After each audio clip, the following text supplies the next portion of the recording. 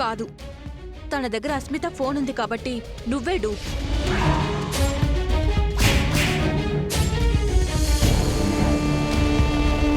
నేనే డూప్ని.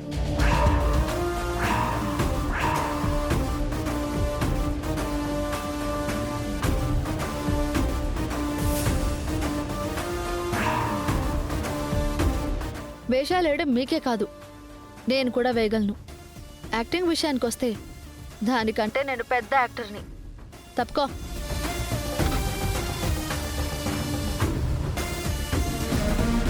సారీయే, నువ్వే అనుకుని తామర పత్రాలు ఇచ్చేశాను. నేను దాని గెటప్లో వెళ్ళి వాసుదేవ్ దగ్గర తామ్రపత్రాలు కొట్టేస్తే అది నా వేషంలో వచ్చి నీ దగ్గరే కొట్టేసింది. హ, మహా ముదురది.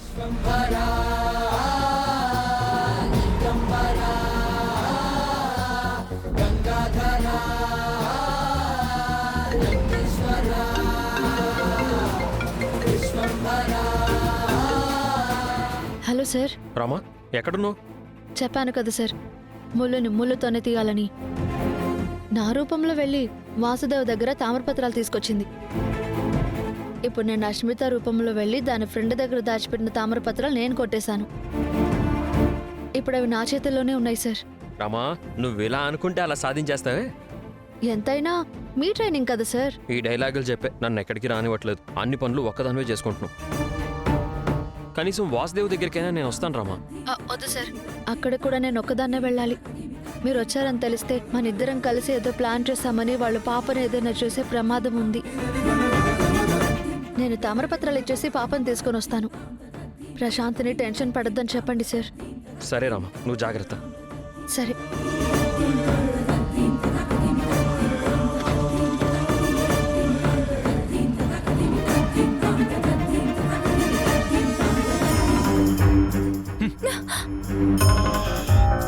దోషిని మీ ముందు నిలబెట్టాం. తీర్పు చెప్పండి చిన్న మావయ్య.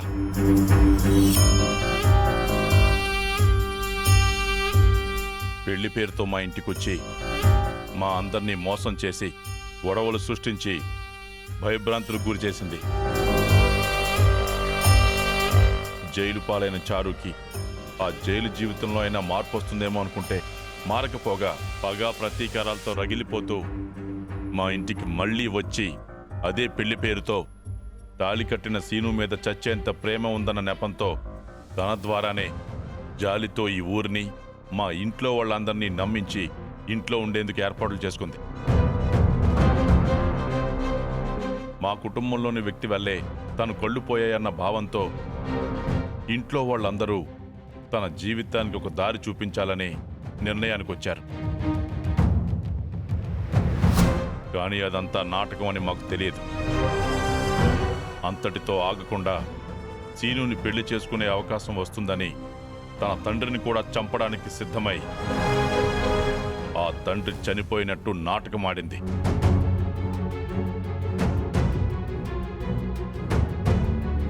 అతను ఒకసారి దొరికిపోతే మళ్ళీ మళ్ళీ ఆ నాటకాన్ని కొనసాగిస్తూనే ఉంది. తప్పు మీద తప్పు చేస్తూనే ఉంది. కానీ తను ఆడినవన్నీ నాటకాలని తేలిపోయింది. అందుకే ఈ పంచాయతీ సాక్షిగా మన ఊరి కట్టుబాట్ల ప్రకారం దోషికి ఎలాంటి శిక్ష వేస్తామో అలాంటి శిక్షే వెయ్యాలని నిర్ణయించాను. అవును, ఈ విషయంలో ఎలాంటి సందేహం లేదు. నేరం చేశారని రుజువైన తర్వాత శిక్ష తప్పదు. బాబాయ్, ఏంటి ఆ శిక్ష? దోషిని ఈ ఊరి నుంచి శాశ్వతంగా బహిష్కరిస్తున్నా.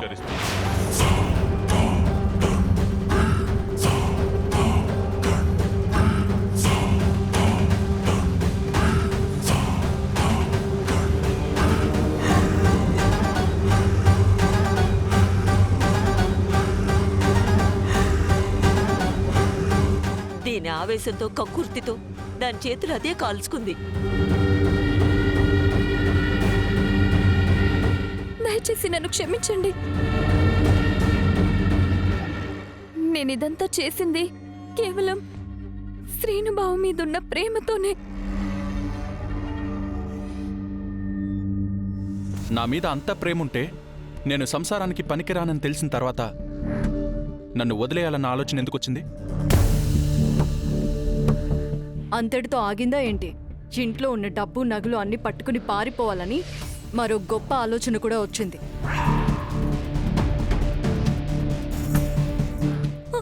అంటే అది నేను ఈ ఇంట్లో ఉన్నంత కాలం ఏమీ చేయలేకపోయాను. కనీసం ఇప్పుడైనా బయటున్న పేద పిల్లలకు నా వంతు సహాయంగా ఇవ్వాలనే మంచి ఉద్దేశంతో ఆ డబ్బు నగలు తీసుకెళ్లాను.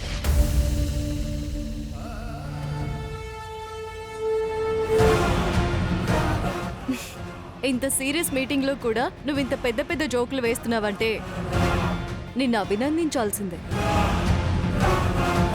ఇలాంటివి చెప్తే కేవలం బహిష్కరణతో ఆగకుండా గుడ్లు టమాటాలతో కూడా కొట్టాల్సి వస్తుంది.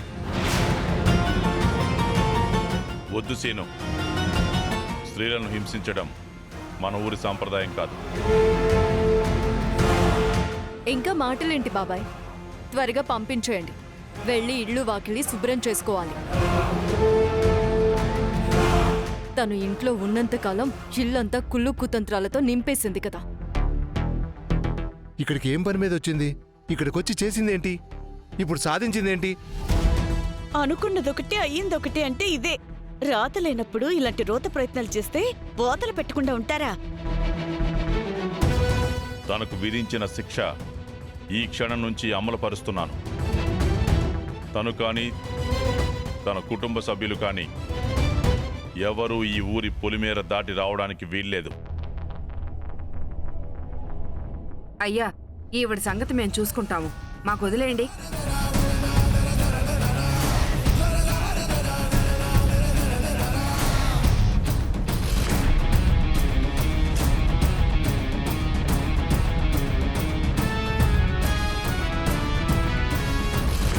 మళ్ళీ మా ఊరు పొలిమేరలో కనిపించావు చంపేస్తాను నిన్ను.